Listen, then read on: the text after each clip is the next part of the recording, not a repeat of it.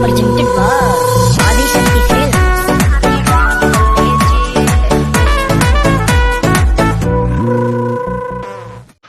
तो हेलो दोस्तों, आप देख रहे हैं एंटरटेनमेंट अमित दोस्तों। तो आज की वीडियो में बताने वाला हूँ टन्ने का स्टार भोजपुरी के खेसारी लाल हिट मशीन कहे जाने वाले।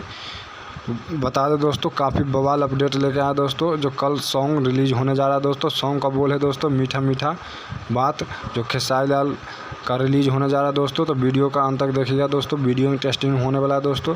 वीडियो में सब जानकारी दूंगा किस चैनल से कब रिलीज़ होगा दोस्तों। तो बता दें दोस्तों, ये जो आदि शक्ति फिल्म चैनल से रिलीज़ होगा कल सुबह दोस्तों।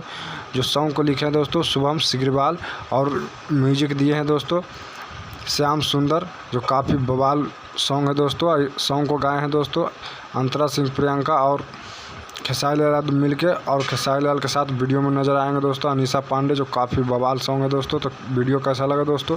अच्छा लगे तो चैनल को सब्सक्राइब कर ले दोस्तों। वीडियो अच्छा लगे तो शेयर करें, लाइक करें दोस्तों। कुछ कहना चाहे तो कमेंट के जरिए बताएं।